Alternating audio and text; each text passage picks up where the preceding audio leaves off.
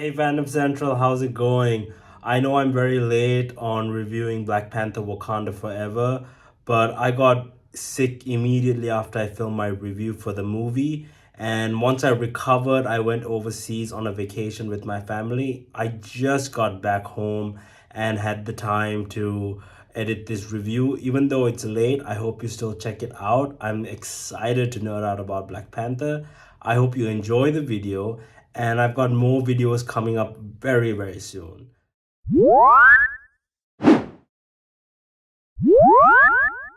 Hey Fandom Central, how's it going? Today I want to review Black Panther Wakanda Forever. I've seen the movie 3 times already and I absolutely love it. It is one of my favorite MCU movies. It's definitely one of my favorite Phase 4 movies. Before I get into what I liked and didn't like about the film, I do want to say a few things right off the top.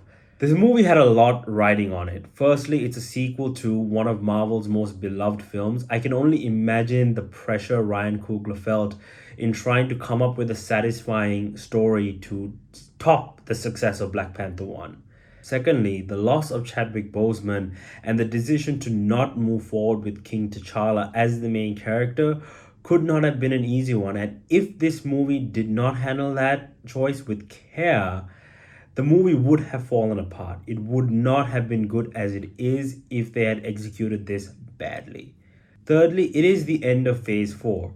Phase 4 has been a mixed bag to say the least. The movies and the Disney Plus series we've gotten have been hit or miss, and a lot of MCU fans have been vocal about that. The inconsistency in the quality of Phase 4 has been quite troubling and concerning. For me personally, I wanted Phase 4 to end on a great note so that I'm excited for what we get in Phase 5. And I'm so happy to say that Black Panther is such a great conclusion to Phase 4 that I cannot wait for Phase 5 to start. Now that I've gotten that all out of the way, let's dive in. The first thing this movie did right, and what I would say is its greatest accomplishment, is giving closure to King T'Challa. When Chadwick Boseman passed away, I was one of the few fans who wanted to see him recasted so that the character of T'Challa could continue. I loved Chadwick Boseman in the role. He was fantastic in Civil War, Black Panther, Infinity War, and Endgame, and he owns this role. But King T'Challa is a character who was just getting started out, and there was so much untapped potential in him that I thought it was a mistake to not recast him. I understand why they did. It is a sensitive issue to the filmmakers and to the fans who love Chadwick Boseman in that role. I completely understood it, but I wanted to see him recast. But what this movie did so beautifully is that it was not only a tribute to Chadwick Boseman and T'Challa. By the end of the film, it got me to let go of the fact that we will never see King T'Challa again. And it got me on board with the idea that that's okay. You know, he had his run, he had his time, and it's time for us, the fans, to accept the fact, or at least for me, it's time for me as a fan to accept the fact that he's not going to be on screen anymore. And I love that about the film. I didn't think that it would be possible to do that, especially because they were exiting T'Challa off screen. I did not think they would be able to execute that as well as they did, and they did it beautifully and in a satisfying way that made me go, all right, I can live with this. I can live with not seeing T'Challa anymore. Then I want to get into the introduction of Talokan and Namor the Submariner. One of the best things about Black Panther 1 was its world building. The way Ryan Coogler and the screenwriter Joe Robert Cole presented Wakanda to us audiences was beautifully done because it was rich in its culture. The mythology and the history around Wakanda was fascinating. And when we got to see it, when we got to see the different aspects of its culture and the rituals, it was so interesting. You felt like you were stepping into a world that you have never seen before. And the introduction of Talokan is no exception. Ryan Coogler did what he did best in the first film, but he does it even better in this film. Talokan is a nation that is so rich in its mythology. I loved what we got to see in this film. I loved how they explored the culture of Talokan, how they explored the origins, which was handled differently in this film than how Ryan Coogler handled the origins of Wakanda in Black Panther 1. In Black Panther 1, we saw the history of Wakanda through an opening credits exposition sequence, for the lack of a better term. We hear Killmonger's dad tell him the history of Wakanda, and we see this animated sequence that shows us, the audience, what that history is.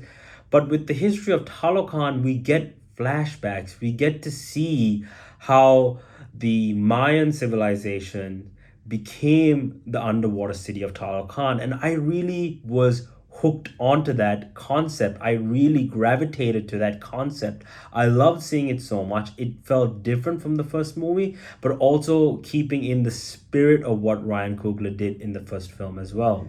Then I want to talk about the character of Namor. Namor the Submariner was never one of my favorite characters in the comics. He was such a jerk in the comics, and he's very unlikable.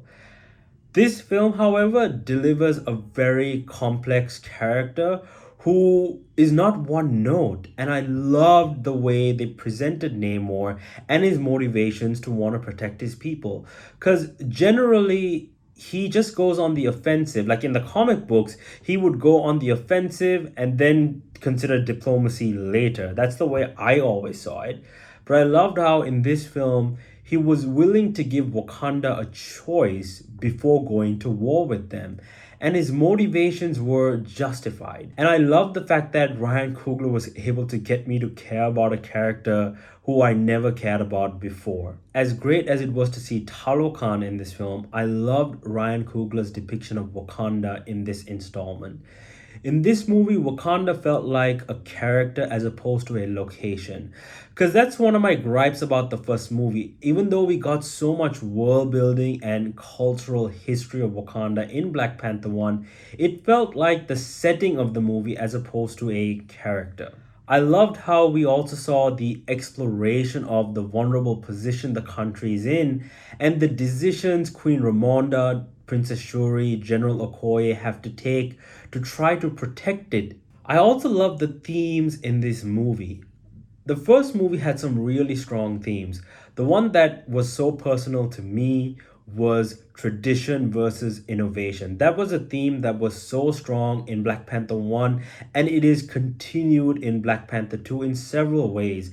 We see the clash between tradition and innovation through interactions between Shuri and Okoye. When Shuri develops some new weapons for the Dora Milaje, Okoye shoots them down, and she pretty much outright says, "Nothing is going to change on my watch." And I'm so happy that Ryan Coogler continued that theme into this film.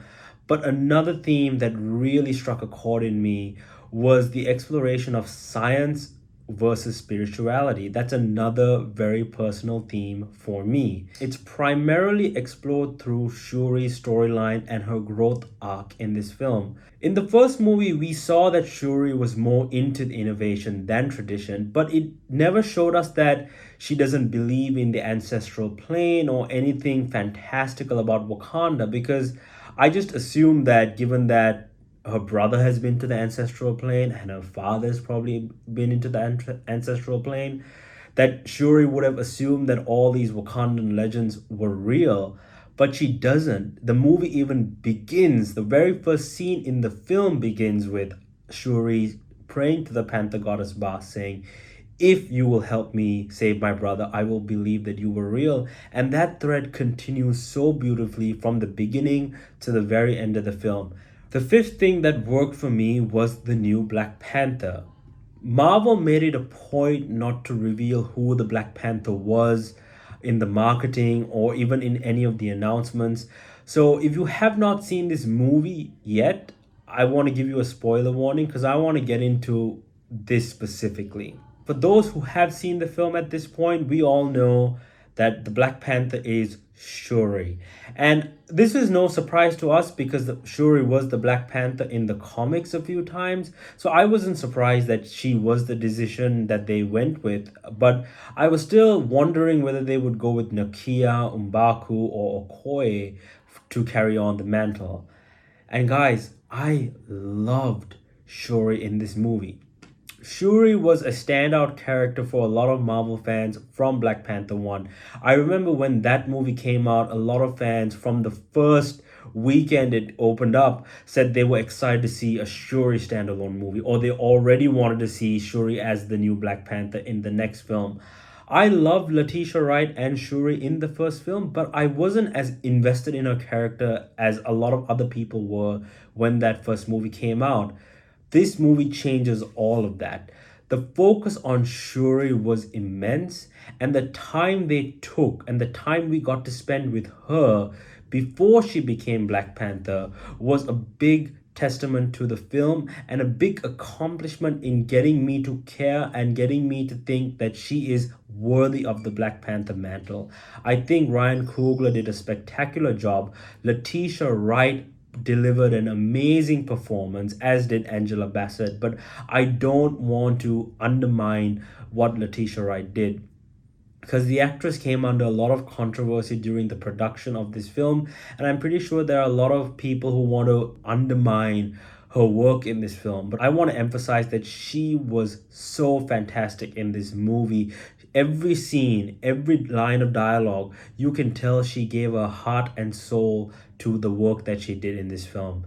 And I cannot wait to see more of Shuri as Black Panther moving forward. I don't know when we'll see her next. The movie didn't really give us an indication of which project Wakanda or Black Panther will appear in next. But whatever it is, whatever Marvel decides, I'm on board. I also loved the relationship she has with Namor. And when I say relationship, I don't mean a romantic relationship, I mean a diplomatic one.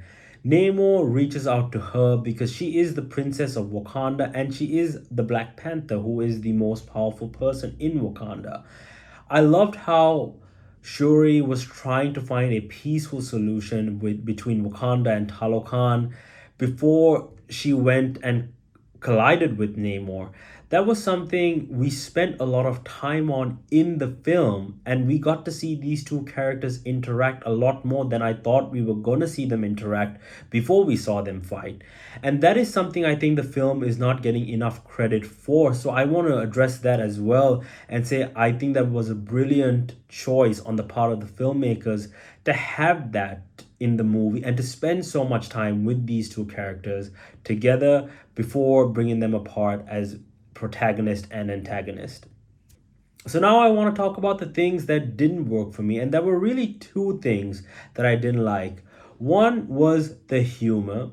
Marvel movies typically have a lot of humor in them, but generally they are so well balanced. What I'm trying to say is that I couldn't laugh throughout the film because the film was so emotional and it was so heavy, and every time the characters made a joke, it was so jarring, it was so distracting, and I found it very annoying. So this is a Marvel movie where the humor just didn't work for me, and it took me out of the film every time somebody cracked a joke. Secondly, Ironheart's role. A lot of people have said that Ironheart felt like it was a studio mandate. They could clearly feel like Ryan Coogler had to include her because Kevin Feige and Marvel asked her. I didn't feel it.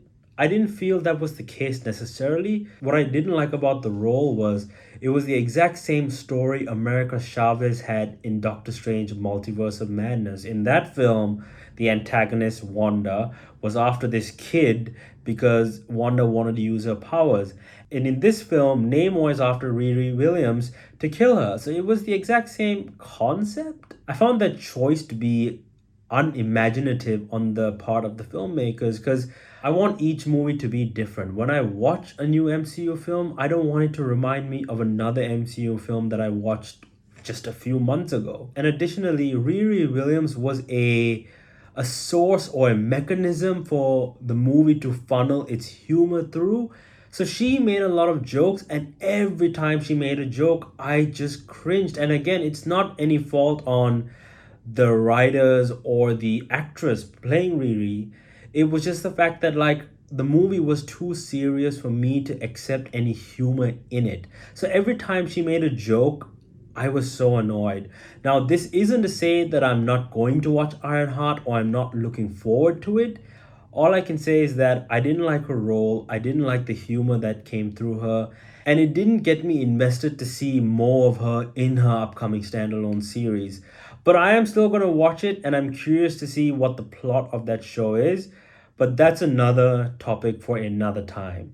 Overall, this is a fantastic movie. It is a movie that transcends the comic book genre. It's a movie that I think is better than the first Black Panther movie. It is definitely in my top three MCU Phase 4 movies. I don't know where I would rank it among the entire MCU films I've watched so far, but it will probably be up there somewhere really high. So I give Black Panther Wakanda Forever a 9.5 out of 10.